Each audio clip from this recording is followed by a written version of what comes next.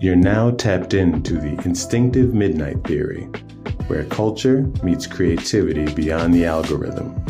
I'm your host, King Esseen, cultural creator, creative visionary. Here we honor the past, build the future, and connect the dots in between. Let's talk legacy. Let's talk story. Let's talk truth. Welcome to the theory. Welcome to the Instinctive Midnight Theory. I am King Esseen, your cultural curator and cultural alchemist. Today I am joined by a cultural architect, our most esteemed guest, Mr.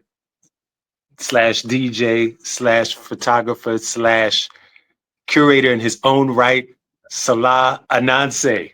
I could add it a little more, but I just wanted to stop there because, we'll eat into our talk. How you doing, brother? I'm good. How you doing?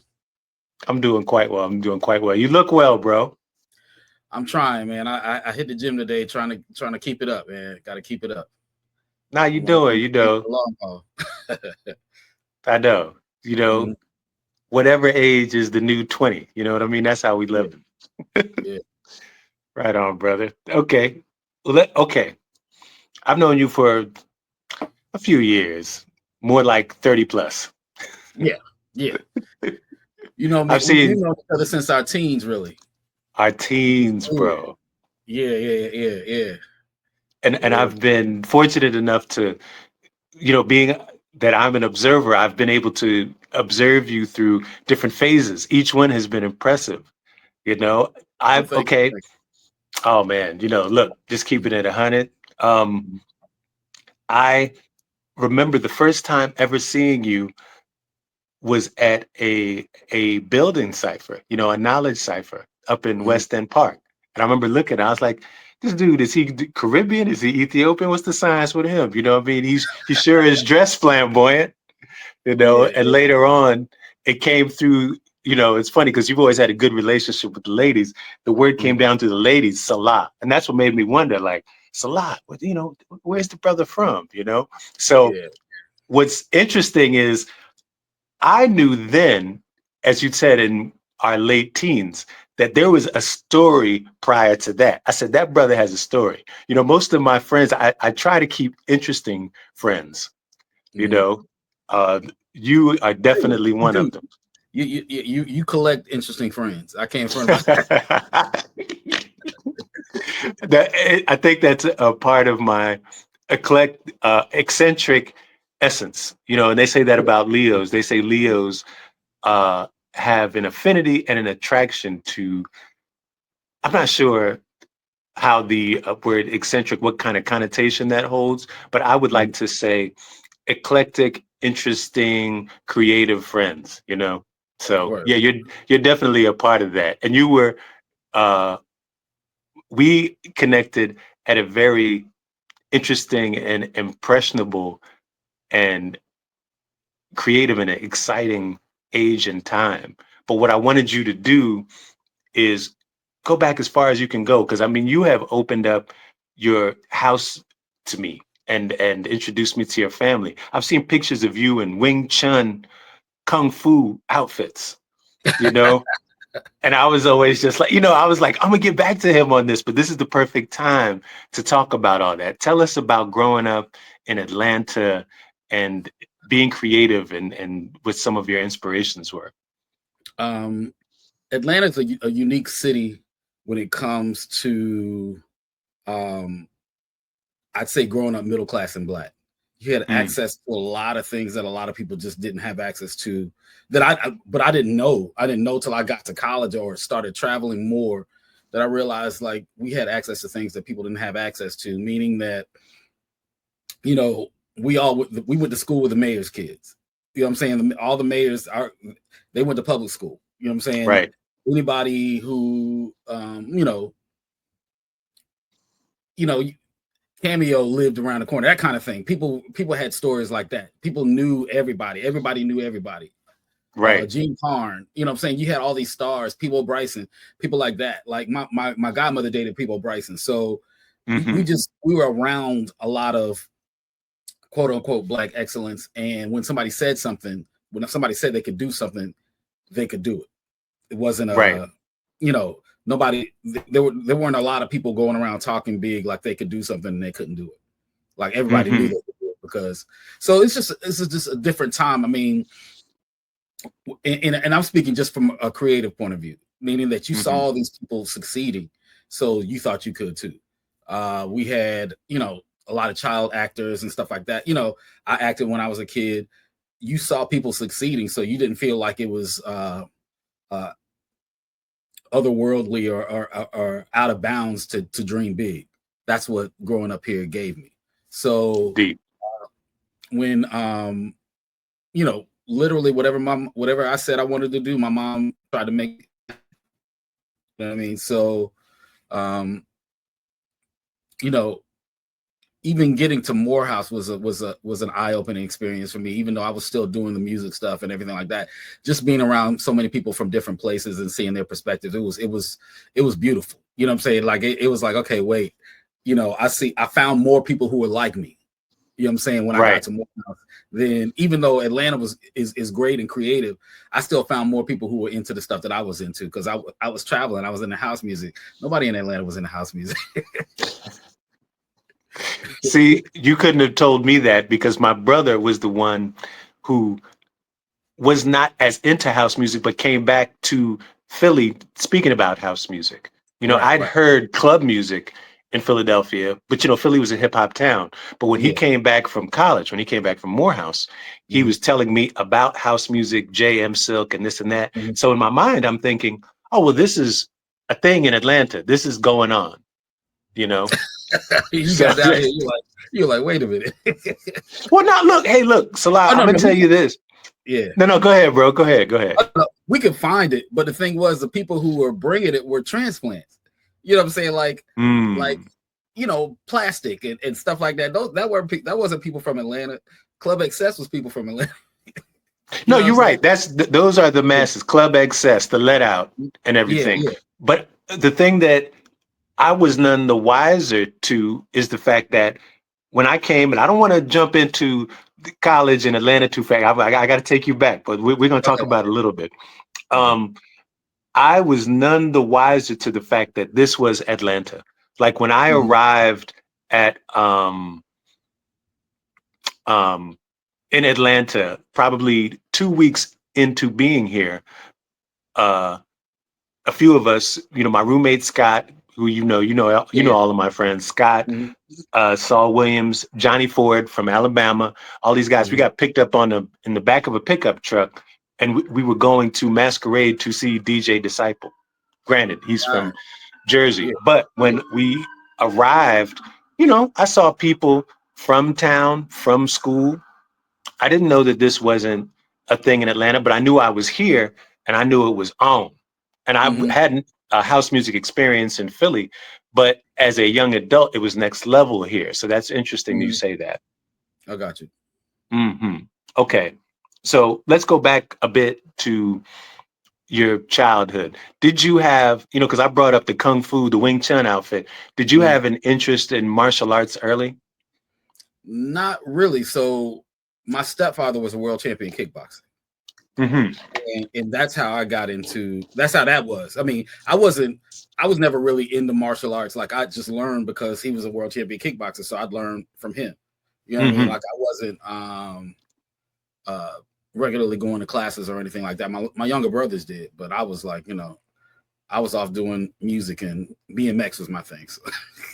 Okay, right. Now and that I know, because this was interesting. I can't remember whose car I was in, but early on when I got to college, I knew you from the knowledge ciphers, and remember in those days it was all about being social. We love partying, we love dancing, but the objective was to mix. You wanted to meet girls. You wanted to enjoy music with the homies, but you wanted to meet girls. So and we're at an all male school. Morehouse. I got my legendary '95 shirt today in honor of you, and shout out to my brother Len Ross, who made this for us. I'm starting to wear this more, but because you were class of '95, right? Yeah. Okay, right. We were all together. Yeah, Um, I remember I was in someone's car. Of course, it was the woman's car, and they're Mhm. playing a track you had done, and my mind was blown because I grew up loving music, but I didn't know people. I mean, folk were trying to rap, and of course, you would Mhm. dance. That's free. But when it Mhm. came to creating tracks, I didn't know people who were producing. But you were not just. You didn't just produce the track; you're singing on it. You're Oh singing. yeah. And I was like, yo, this dude this is like a young prince. But of course, me being me, I'm just taken aback and I don't even want to ask, but I'm listening like a mug. So Mhm. now's my chance to ask you, what's going on? Is this starting in college or is this starting before college? This was before college. I was doing that in high school. So I was in a touring group in high school. And we traveled around the world singing and dancing. And Oh, so I mean, my high school. I went to the High School of Performing Arts in Atlanta. It was called Northside back then. right. It's no longer. They've closed it. And Travis Payne, who was Michael Jackson's choreographer, he went there. Jasmine Guy went there. Mm-hmm. A lot of actors that you'll see, faces. A lot of people went there. The two sisters from Escape went there before they eventually went to Tri-Cities. Tri-Cities, yeah. Yeah, and then a few more people. It's just it was a place to be. I mean, Group 4.0, they all went there. It was just a Mm-hmm. lot of people, a lot of singers and stuff like that. It was a great school, and I was encouraged to. I don't even know if I was encouraged. I just wanted to write my own stuff. I was very more influenced by Prince than anybody else, and I was like, I'm going to write my own stuff. And so I wrote my Mm-hmm. own songs, performed some of them for Babyface in LA. Back in high school, they came and looked at the school to try to grab people from the school they did a showcase. We did a showcase specifically for them. I don't know. I was just trying to get it in, and then but the thing is, like that showed me one side, maybe the performance side of it, but I really didn't get into the nuts and bolts of producing. Like I was working with bands in high school, so Mm-hmm. but we weren't recording. You know what I'm saying? Mm-hmm. Like we were, so I didn't learn recording till I got to Morehouse. Okay. And another class of 95 guy, he was in, I think it he was in no, he was in Thurman. He was in Thurman. Rodney Mullins. That's my dorm, yeah. Yeah. So Rodney, light skinned Rodney, he's from Texas. Sure. He got an EPS 16 when we were freshman year. And that was it. I was like, yo, he was more sample based than I was playing. My dad my mom gave me a Mac, and my dad got me like a little sound module, and it was on. I was creating, going to the studio all the time, making stuff. Right. And see, you were dancing too, but Yeah. creating was next level. Tell me about dance and its importance with you. Dance. I mean, we're of the age where dance was a language that if you didn't know it, you couldn't get any women whatsoever. Yeah, and none of us wanted to be shut out and shut down like that. Yeah. And so we, in Atlanta, I had to learn how to dance because I was like, otherwise, there's no women gonna want to be around me or with me or anything. So, but that was also an integral part of that touring company. So we had choreographers, everybody. You had to dance, or they were like, no. Nah. And fortunately, I created a relationship with the choreographer for my school, and I danced for his dance company outside of there. Okay. Did you take up acting at all? I was a child actor, so I did a lot of commercials, a couple of TV shows for like PBS and stuff like that when I was a kid. So it was fun. It was fun. Right, I'm sure. Yeah. I'm sure. And I mean, see, to me, it's all, and you'll hear me talk about connecting the dots a lot. Mm-hmm. Atlanta, you would hear about Atlanta, or if you were like us, you would read the backs of records and you would see, oh, okay, Cameo, who I thought, and I'm probably right, that they are originally from New York. They had a label and they were based in Atlanta. They had a production company called Atlanta Artists. As you said, Jean Carn is from here. I'm thinking she's from Philly. She's not from here, but she moved here. Her and Doug Okay. moved to. Yeah. So, but I'm saying these are people that we grew up around because they were here. Right. You know what I'm saying? Yeah. Cameo, I don't know if they're all from New York. I don't know if they moved from Ohio to New York and then to Atlanta. I can't remember what their trajectory was, but I know the whole time they were famous, they were here. I know Larry Blackman was the drummer. He's from New York, and he was the drummer for Black Ivory, who was a New York group. Oh, yeah. Yeah. Right, Leroy Burgess and them. Leroy Burgess, yeah. Yep, and Patrick Adams. So but see, they had the foresight, and it made me think about what you said a few minutes ago about LaFace. I mean, when we were coming here, it seemed like they were, when I was arriving, LaFace had just arrived. Yeah. And I remember looking at, and I knew LaFace was inspired by Flight Time. And I knew when I heard you doing what you were doing, I was just like, yeah, see, Flight Time, LaFace, Prince, The Time, what he's doing musically. And I saw, and other brothers I knew had talent and were singing and dancing and had style, and people who were business transplants seemed to be gleaning a lot of that talent. And I don't know if I was correct in intuitively guessing this, but I said, it seems like that brother Salah sees the opportunity. He's not thirsty, but he sees that, hey, if I keep doing what I'm doing, I'm going to move forward. I'm going to move forward because people around us were moving forward. I remember Lisa Lopez, she was tight with my people in Philly, and she moved here specifically to get into the music business. And my boy Zach in Philly was like, yo, my girl Lisa's down there, and you know, she's with a group and she's messing with Pebbles now. I was like, oh, okay. And I was about to come. And I remember being on Peachtree Street when that was a strip. You got to go back to remember that, when the cars were on Peachtree downtown. That's a long time ago. And I remember seeing Lisa with a big old puff jacket and being like, that's Zach's girl. So she is here, but I didn't know what she was doing.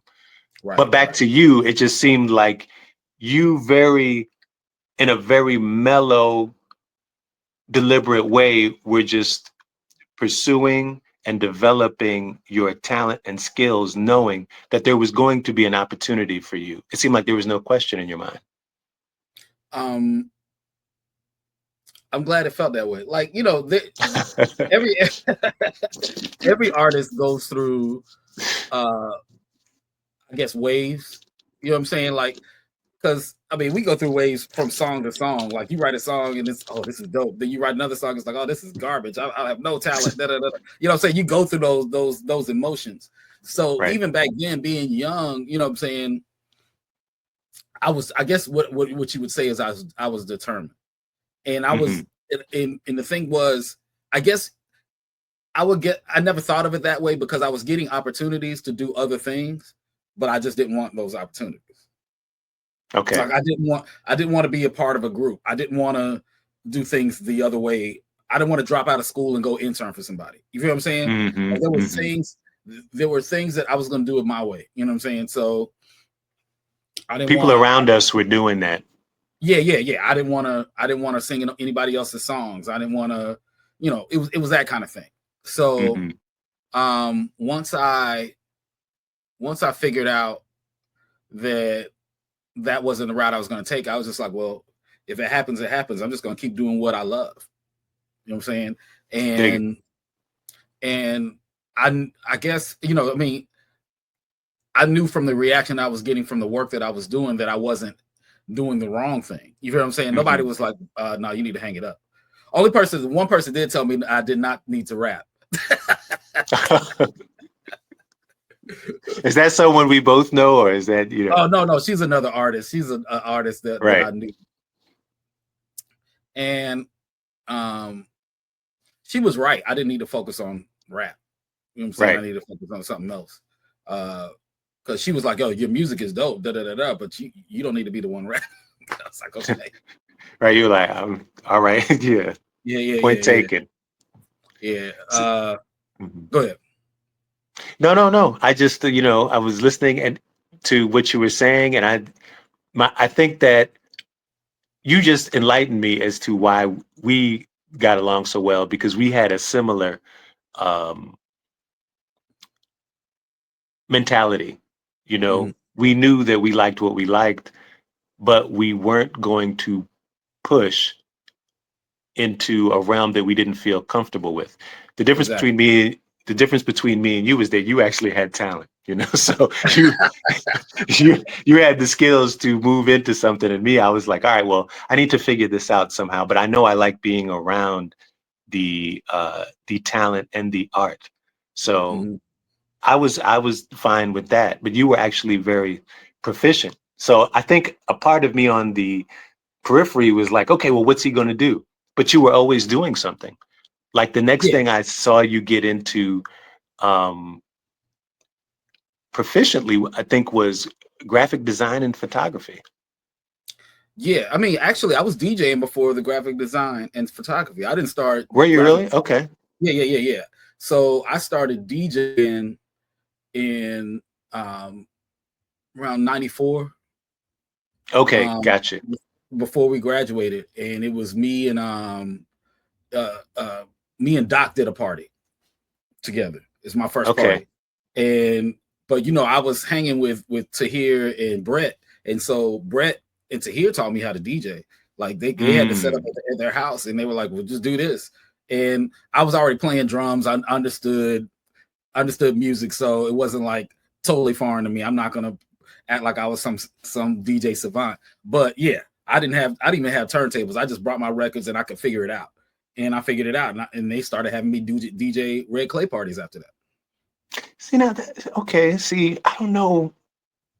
Maybe I was heavy into the Zulu Nation at the time, so I feel like I missed some stuff with Red Clay, because I would have charted your entree to entry with DJing just a little bit later, which we're going to get to. But can we give a shout out and a salute to, of course, my brother Tahir, my brother from the legendary 9 to 94 and always a motivator. But Brett Holcomb brought a lot to us. He was in New York influencing us here. And he may know that, he may not know that, but he was sending records. I remember he sent Tahir the Dr. Buzzard's original Savannah Band, a record I'd never heard, which to me is one of the top 5 records ever made. But Rare Grooves and remember, we were already into that, but he was bringing some other stuff. Yeah. And so sending it. I used to close out the Red Clay parties with Sunshower every month that we did it. See, and that's, Sunshower, I remember they played that in Boys in the Hood, and I remember like getting my wig pushed back, like, what is that record right there? I felt like I've heard it, but I've never heard anything like this. And then right. Good. No, continue, brother. No, I would say I don't even know how I came across that record. I don't know if I found it in my parents' stuff or what, but I found that record. I found that and Rasa. Like, two albums that are like deep and moving, but I was like, yo, nobody was regularly playing that, so I don't know how I took to them, but I took to them. I was playing all that stuff back then. But anyway, yeah. I mean, no, right. So you were playing the Red Clay jams, and Red Clay was a deep and very cerebral, creative group that was based originally in writing, correct? Like poetry, writing. Yeah, they did a zine, and it was a poetry and essays. Biafra, who, when it started, I was dating Biafra when it started, so it was like she kind of told me about everything that was going on. You know what I'm saying? And then, I knew all the people who were involved, but they weren't involving me in what they were doing. But they when they started doing the parties, the first one I did was where Django was. Remember where Django used to be on P Street? Sure. Before Django was Django, it was V's on P Street. Before it was V's on P Street, it was just like this space that people had. Some people had, and they let some college kids do it. So we had a Red Clay party there. And I remember DJing, and I remember I cut off Stephanie Mills early. You cut the vocals? No, like I mixed it to another song.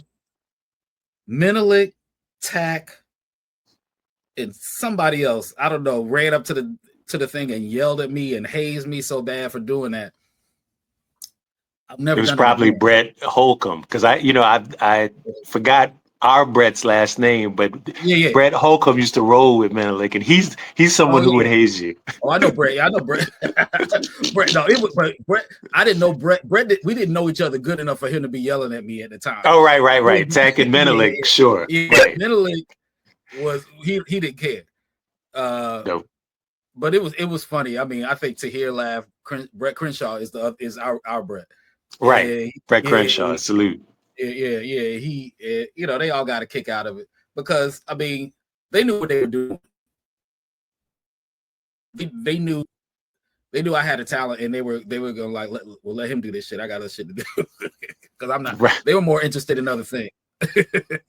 right. But, primarily dance. Yeah. No, definitely. I love those brothers. And what's interesting? Go ahead. I'm sorry. No, I was saying, but then I started doing all the ones that they did at Barefoot Ballet. If you ever went to, definitely, I remember that, and that had that loft, and that was a deeply, to me, a deeply spiritual sanctuary. It was so culturally founded. I remember being up there with Kiini and some other people, and we were dancing and just kind of losing it. Mm-hmm. And Brother Jelani, when he passed, I remember they had a session. Jelani was kind of like my cousin. He but it's like a family, but really just a close family friend, and our families were close. So even when Jelani got to Atlanta, they were like, "Yo, you gotta hook up with Jelani," and da da da. It was like one of those, you know what I mean? So Jelani needed to be looked after. Oh yeah, but you got to love that brother, Oh yeah. No, I mean he passed. He gave his life to try to save somebody else, which is amazing. You know what I'm saying? So yes. I feel like and he, it is funny. Everybody always says he was on the right path. When something tragic like that happens, and somebody used to be another way, and you could see how they were turning towards getting their stuff together, and he was getting his stuff together. Absolutely. Yeah. So I'm like, that's and just, right. Mm-hmm. And you brought up Barefoot Ballet, so you were playing places like there, what became Django, and from there, was there a bridge between graphic design and photography from there, or? So when I started really getting into photography because of a job that I had, I worked for the school system, and I had to do photography for the school system in my first job out of Morehouse. Mm-hmm. So I learned a lot about photography, film photography, doing that job. Then I started working for Hands on Atlanta. While at Hands on Atlanta, I was DJing for Pepsi. Mm-hmm. And while I was DJing for Pepsi, that's how I met Fahamu. Fahamu was a graphic designer, and we came together to do Diamond Lounge. That's how I got into graphic design. I learned everything I know from graphic design from a little bit from Tahir, because Tahir is a graphic designer as well. Right. And the rest from Fahamu. Got it. Okay. Because I remember I met Fahamu through you. Yes. Yeah. It seemed like everybody got married around the same time. Yeah, we did. Which is an interesting period, because I'm like married, I'm like Long Duck Dong and 16 Candles. Married, what's going on? But brothers were doing it, and it was, an interesting part of the journey. Yeah. I mean, in hindsight, it gave me some growth that I wouldn't be the husband I am now had I not gone through that experience. Yes. You know what I'm saying? Like, you have to live with a woman to really get some of your responsibilities right as a husband. So If you haven't lived with a woman, you haven't lived. Yeah, exactly. Exactly. Word. Right. D. So yeah. I mean, so that's where the graphic design came. Graphic design came really like 98. Got you. Okay. Mm-hmm. Right. And I remember you and Fahamu working hard, and you were actually promoting some things of your own. Yeah. Both. I mean, yeah, we were doing, every once in a while we try to do a party or something like that. You know what I'm saying? I was still doing music. We had a music studio inside the office. So I was doing music. I was doing remixes and stuff like that in there. But things didn't really click till towards the end of like this. I don't know, these people, they did this lifestyle CD. If I can think of the name of it, I cannot think of the name of it. But anyway, they did this lifestyle CD, and it was a compilation, and they asked me for a song, and I submitted a song, and it got on the compilation. It did well. The compilation did New Sound Theory. That's what it was called, New Sound Theory. And they I don't know. I mean, that was the first thing I actually had really put out with me on it. You know what I mean? Do you remember the song? Do you remember what song it was? Something New. Something New. Gotcha. Yeah, so that came out in 2002, I think. And then then from there, more remixes, working with Anthony David, doing remixes for him, doing, just trying to get in where I fit in. Get in where I fit in. Awesome. See, it was around the end of the millennium that I remember you getting into DJing more. I think I was, I'd been in Zulu Nation for a while, and I was traveling a lot and working a lot with Soul Masai, with promoting groups and stuff. And I felt like I wanted to revisit some of my roots in dance. I didn't want it to be too top heavy, Messiah is a hip hop god, so he can focus on hip hop almost exclusively, even though he's a lover of music and culture. When it came to his creativity, what fed him was creating tracks and all of that. And being that I wasn't a part of that, and I had a little bit of a wanderlust in terms of interest, I was like, well, let me check out what my other peoples are doing. And I remember I came to see you at a club whose name I'm forgetting, but it was around Colony Square. And I remember you and Nina were already pretty good friends at the time. And I came in there and I saw Nina and we're, hey, and she's just like, yeah, Salah's in there, as she does today. She's always like my, my entree to entry, like, there your brother is, and this is what's going on, and blah, blah, and I was just like, okay, dope. And I remember listening, and I was like, yo, he's killing that. Yo, he's killing, because I've known you to do so many other things I was okay, DJing, I'm open to see what he's going to do. Interestingly, because a lot of our DJ peoples are people who've been playing since the 80s. So there were some murmurs I felt in the underground of Salah's DJing, like, what's he doing? And they're not going to say this to you. You're doing your thing. You're just being existentially creative. But I would come back and they'd be like, Salah's DJing now. And I was like, Giancarlo and Mo Better Blues. I was like, yo, he sounds good. He sounds good. the kid, he sounds good. He sounds good, And I meant it, because you were up there killing, but I noticed that you were really methodical. You weren't the dude back there, dancing with your hands up, taking shots back and this, that, and the third, and dancing with girls behind the thing. You were like, we can do all that after. When I'm DJing, let me focus. Right. And I really respected that. I was like, oh, okay, he's very much he's taking a craftsman approach to this.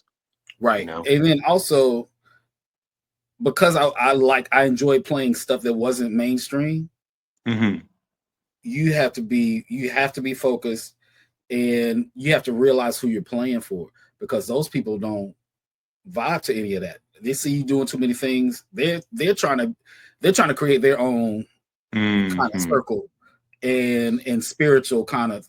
These are people who dance in a spiritual manner. So I got to take it seriously from behind the booth. I can't be partying it up and doing crazy stuff. If because that just didn't go with the vibe. That wasn't the kind of atmosphere I was trying to create. I wanted, like, let's say when they had me doing soul fusion, they'd have something else going on in the main room that would be, all hip hop, like Kid Capri or something like that, which is dope. And I'd be in the back in another room, doing all, like, house and deep soul disco, Paradise Garage kind of stuff. And it's a whole different feel. I wanted people to walk into that room and be like, okay, this is a whole different world than what we just had. And again, I had to take it seriously to even achieve that. You know what I mean? It's just, it doesn't go with it. Right. See, but you followed your core intuition. Like, let me do what I do, which is wise. Right. I do what I do, but also I can't front, like, the spaces that I was in before were like that too. You know what I'm saying? Like, I didn't come from, I'm coming, like I said, my early influence was Red Clay. I was listening to house, deep house and stuff like that, Wamdu and Deep Sea and all those guys early on. I wasn't going to I was at Phoenix and stuff like that, but still, it was just. You sure were. Yeah. Because I saw you there. Yeah, you were with me. What are you talking about? Right. That's what I'm saying. Right. Well, you were in the 1990 Nissan Sentra. Good old days. Yeah. Yeah. So yeah, it was about, I wanted something different. I saw something different and I was like, I wanted that. I remember my mom, I guess it was like, it had to be like 90, it had to be like late 93 or early 94. She showed me an article of a white woman who was making in the early 90s $150,000 a year DJing. And my mom said, this woman's making $150,000 a year DJing. And I thought about that. And I was like, okay. Because I had already been thinking about DJing, because I was like, okay, the main reason I wanted to DJ was not because I just wanted to DJ. It was because the DJs weren't playing the records I wanted to hear. I was like, I want to dance to this. I want to hear this. I want to vibe to this. And y'all keep playing this other shit and I don't want to hear it. So I was like, okay, let me play my own. I saw Brett playing what he wanted to hear and going out and dancing and then coming back and playing. I wasn't necessarily going to do that, but I was going to try to create an atmosphere for what I wanted to hear. And hopefully, I hope people will vibe with it. And they did. So. Right. Now, did that extend into your production too? Because something I remember, man, it's when I think about the time that's passed, we've been around for a second, and there's been a few different phases. And, our type of friendship is we always ask each other to help each other out. Like, can you come to this? Can you help me with this? And I remember you asked me one day, you said, I'm shooting an artist I'm working with, Jimmy James, and I have a project I'm developing. Can you help me with this? And I was like, sure, I'll do anything. You know what I mean? And I remember helping with the staging and stuff. But that's when I discovered, I said, oh, okay, you're working on a musical project, which I think was a next step in terms of what you were doing creatively, production wise. Right. Yeah, it was. And she's an amazing artist. She still is. We still see each other every once in a while. Yeah, I mean, it was a lesson in trying to build an artist, not just from the musical standpoint, but the visuals, the whole approach, the kind of backstory, you know what I'm saying, to get people involved in what was going on. And that was my first time trying that. And people vibed to that album. It was cool. Then when I created Late Night Affair, people vibed to that. You know what I'm saying? So and Late Night Affair is kind of an extension of what we did with 701. The Late Night Affair Suite 701 was my first album. And that was just a me album with a compilate with me singing on some songs and other people singing on other songs. And then I made a group just called Late Night Affair and did a lot of chopped up soul songs and turned those into house songs. Dope. Yeah, and I still do that. Sure. You know, just, but like you said, I mean, it was an evolution of what I was doing creatively. I never, you know, usually, you know, these record companies have budgets for all that stuff. I'm trying to do this stuff on my little money. Right. No, and that's the right approach, because you're not beholden to anyone. Right, exactly. And the thing, I think that was so important what you were doing, because first of all, it was rare. I used to have an issue in Atlanta because there was so much, especially when it came to DJ and curation talent. There was so much talent here, but we weren't having the project output that I felt that we should have.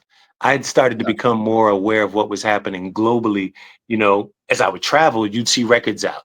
This DJ, this producer's putting this out, dance music. And I'm like, man, I know that my boys and homegirls can do better. And not to disrespect what others were doing globally, but I said, I know that they can do better than this. And you were one of the few people who was actually doing it. And I feel like privately or publicly, a lot of people in the scene were respecting that about you. Okay. Because I hope so. Yeah. No, I really think that they were. And I know for a fact that many people did respect that about you, because one of the issues that was happening in this city was that we had this incredible scene, but the industry was scared of it because they did not want the curators to have the leverage and control to have the ask or the asking prices. You know, when you went to other cities like New York and LA, when a DJ, and Chicago too, when a DJ emerged, they could basically write their ticket if someone wanted to see or hear them. But I think they were worried about that in Atlanta. They wanted Atlanta, and I think the music industry played a part in this. They wanted Atlanta to be a place where you could just get talent and not have to pay and not have to acknowledge them. They could promote themselves and not you all. No, you're right about that. For a long time, and we're in the period right where we talk about like 2009, 2010. That's a period where they had to start paying people. They had to. Like it got stupid, and it was like, okay, come on.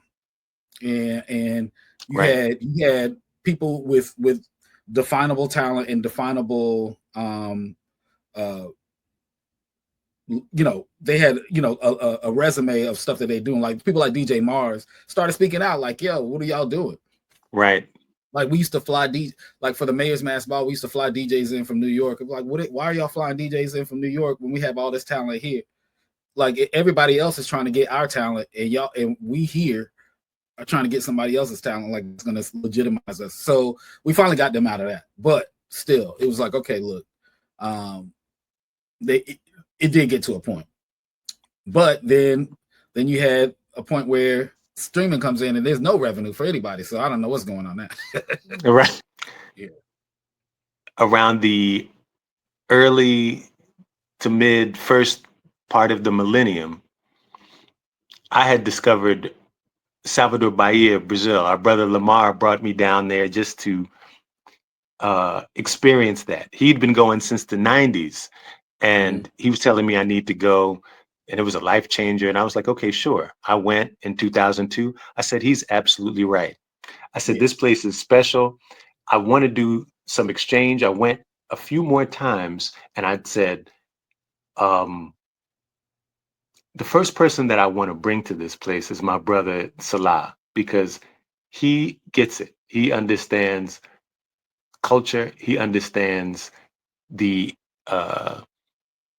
value in cultural inroads, especially as it deals with ancestry and that music bridge to where there's not going to be a disconnect. That was an important experience for me, having you come. And I had big plans for you, but I want you to talk a little bit about your impression of that experience. It was dope. It was dope. It was life changing. Like just like Lamar bringing you bringing me was life changing. It was like I never experienced anything like that. Like I've been abroad, but Sure. never experienced just another. I hadn't been to Africa yet, so I never experienced another culture of Black people that just felt so. I don't know, like we connected. You know what I'm saying? Like a cultural Right. connection with another group of people. I'd never felt that before.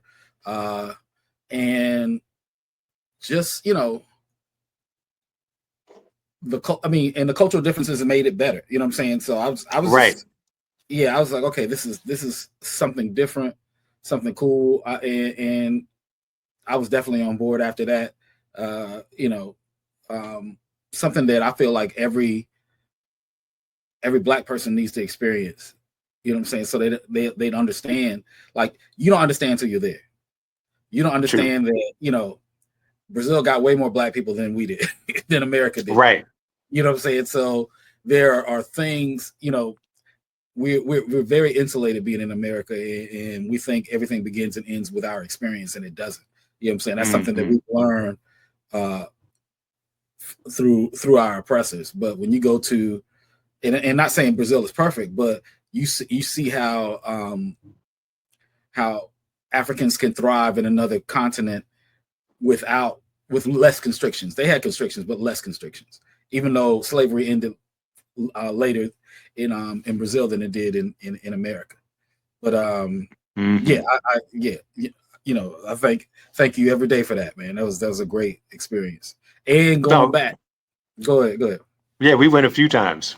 Yeah. And going back, so I was just in Portugal, and you know, I'm like, and Pelourinho is just like, you know, the hills, the little nooks and crannies. Like, I loved it because we were in Lisbon.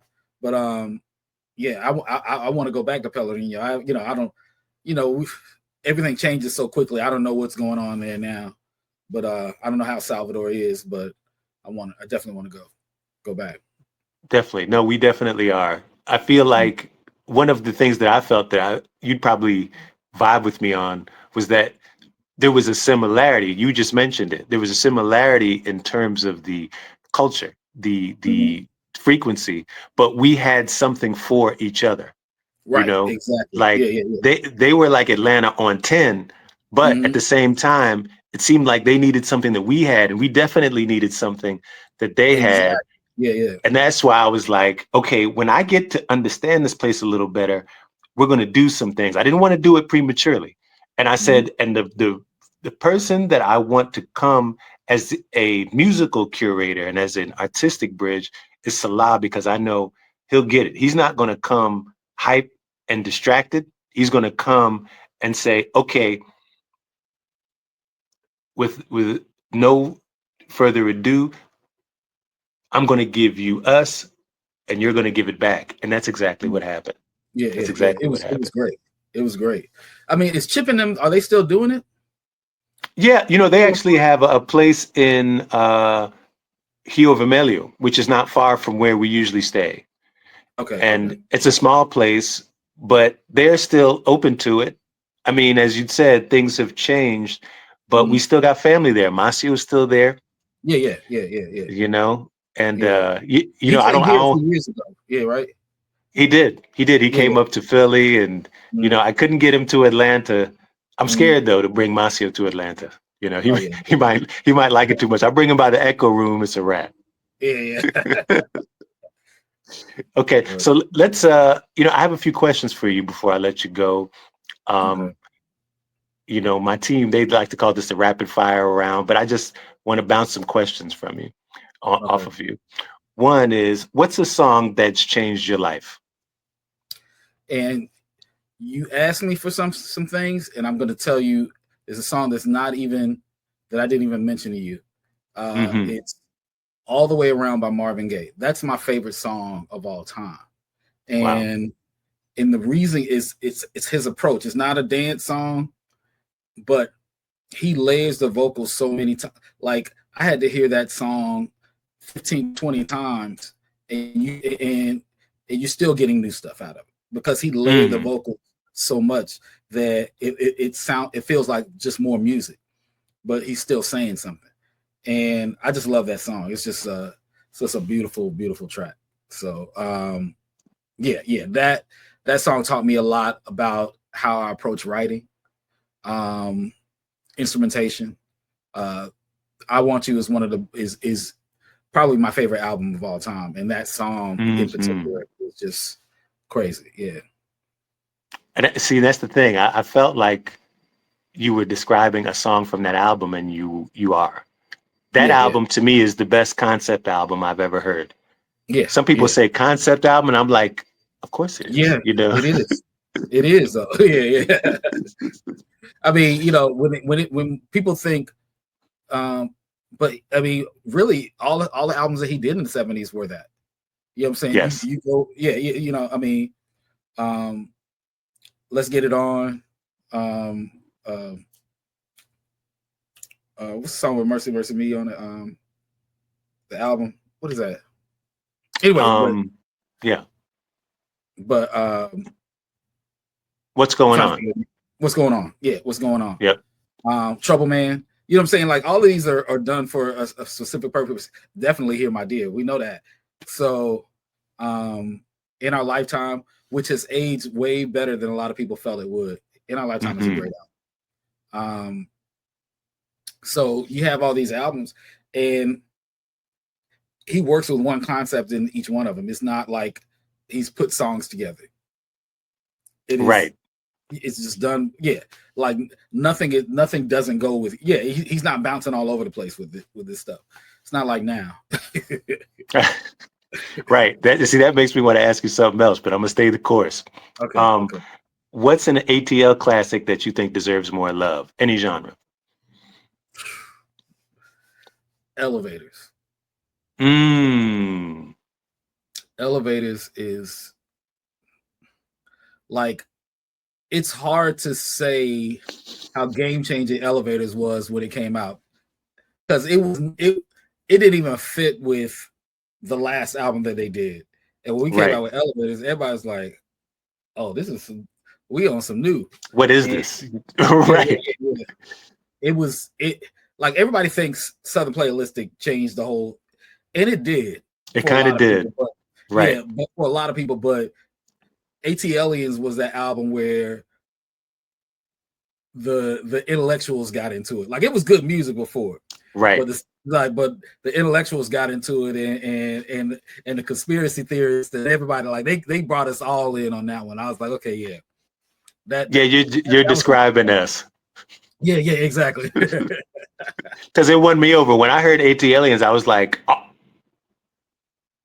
Yeah. You fulfill it. You were like, you weren't a believer before. You like, this is cool. We're gonna have some fun. You know and it was just not understanding. Like I remember I heard Players Ball at first, and see, this was the issue, and I'm not going to digress too far. When because videos were a thing. So Players Ball blasted as a single, but also the video. So when I'm seeing Outkast, I'm like, they live around the corner. Yeah. Those are the boys who I don't know. You know what I mean? Like we cool, but I don't know, because not everybody likes students. At the time. Yeah. You know what I mean? Yeah. But then when I heard Southern Playalistic, I said, okay, that's next level. And then there was a sampler where you heard some other songs. But AT Aliens, yeah. Southern Playalistic was the track for me on the first album. But AT Aliens just took it to the next level. Right. And the funny thing about AT Aliens is they took over the production on it. They had different producers on Southern Playalistic. They took over production on AT Aliens and blew it out of the park. Right. It was kind of nuts. And I used to see the brother DJ around, and we used to hang out with him a little bit, who was their DJ and probably head of production. And you could never really get a read on him in terms of what inspired him. He just did it. Which was kind of insane. And I don't think that people get enough into what it is about Outkast as a unit, and Earth Tone 3 and what makes them tick. I think that people just say, yeah, they're great. And I think that that is an issue of not proper acknowledgement of Southern artists. It's an issue that Andre spoke about at the Source Awards, but it still hasn't changed. I think that we have, as Black folks, we have so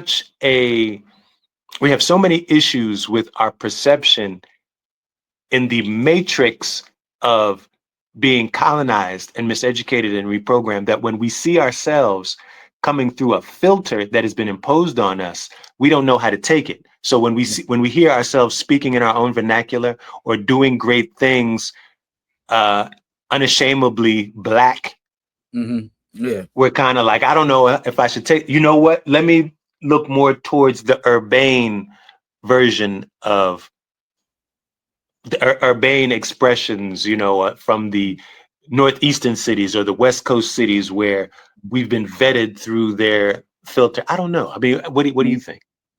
I think that's part of it. I think that's a lot of it. I think from the Southern side of it, we saw an art form that was created and nurtured by the Northeast, and a lot of people approached it like jazz, where you do it this way. You know what I'm saying? That even though there's an expression in it, this is the way it's done.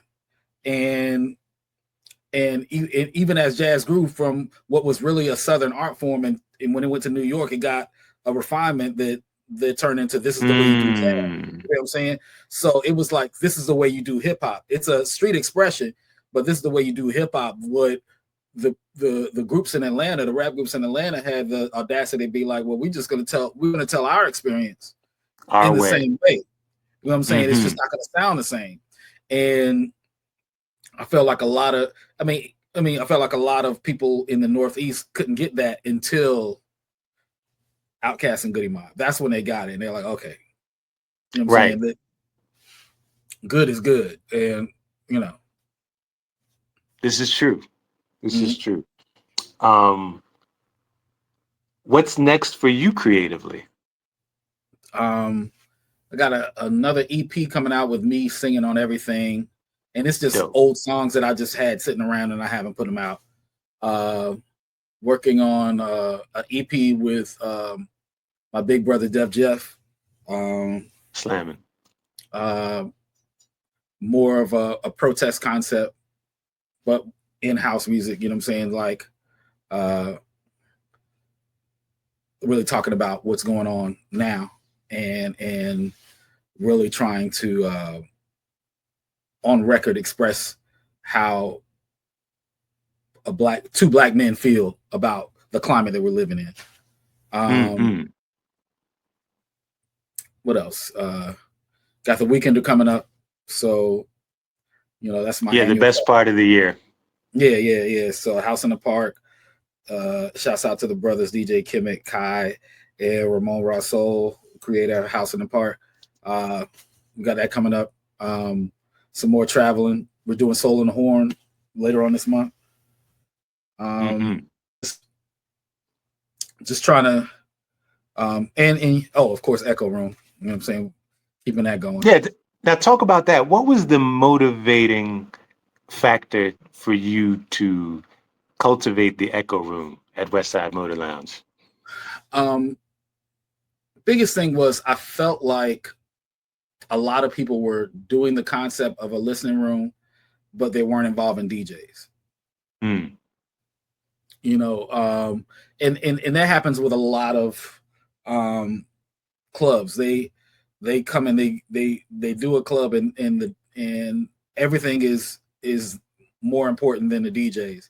But then when the business is going under, they're calling all the DJs to try to save the business. You know what I'm saying? Right. So that's exactly what happens. Why don't we do a concept where the DJs are involved from the get-go?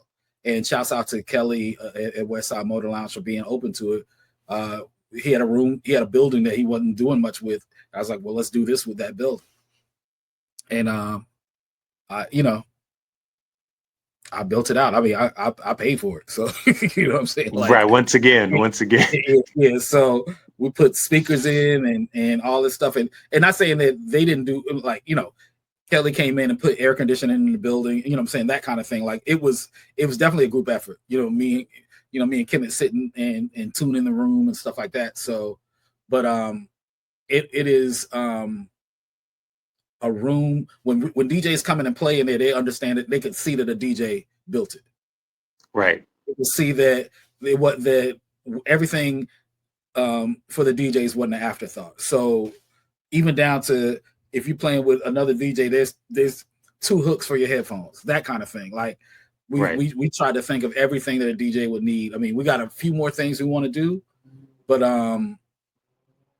I think we created some a space that's iconic and will be iconic in Atlanta. But yeah, it's more about the listening room concept. So we started this thing over a year ago. You know what I'm saying? Mm-hmm. So we started at the beginning. This is an idea that took shape at the end of 2023, beginning of 2024. So it hadn't been a quick thing. Now Atlanta has like 4 or 5 listening bars, but when we were doing it, none of them were open. So right. I mean, maybe 2. I think Frisky Whisker was open, but you know, we're just trying to give the city what it deserves. You know what I'm saying? We saw how, you know, my brother, shouts out to Rich Medina. We saw how Dante's was doing and the amazing things he was doing down there. And I figured, like, look, if he's bringing these DJs here, they might as well. It's better for them to have another stop in Atlanta to do stuff and then go down to Miami than be, you know, just, you know, let's create something. Let's create an iconic space in Atlanta for them to come to, and that's how they're taking it. They're calling, trying to get in. It is dope. Right. Y'all are like the Bugsy Siegels creating the Las Vegas as a stop before Los Angeles. Yeah, exactly. That's good business. Yeah. Very wise, very wise. Well, listen, I could definitely do a part 2 and 3 with you, but I so appreciate you being a part of the Instinctive Midnight Theory series. You know, if you wondered at all where that name comes from, I linked the three parts of the first 3 Tribe albums because they were so impactful on us in that period. Definitely. And they were so cerebral that when we got into these conversations, I wanted us to go deep. And we really did today. And I appreciate you so much. And also for being just such a great friend. You always lead with reciprocity. You're never scared to ask, and you're never scared to be asked. And that's the sign of a friend. I appreciate you. Thank you, brother. Yeah, definitely. My brother, is there how can listeners tap in and support your work?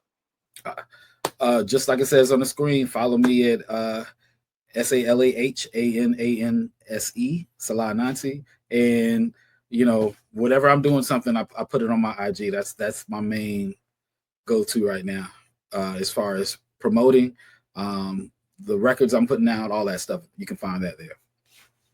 Right on. And you can always find me at KINGESSEEN, and that's on all platforms. And don't forget to pick up my latest publishing endeavor, Cultural Alchemy, where we discuss the motivations and essential foundations for your creative inspiration. It's good for all creatives, but all people who are interested in creativity in general. Don't forget to get that and get you a mug, get you a t-shirt. Come to the kingesseen.com website and you'll find everything there, including this podcast.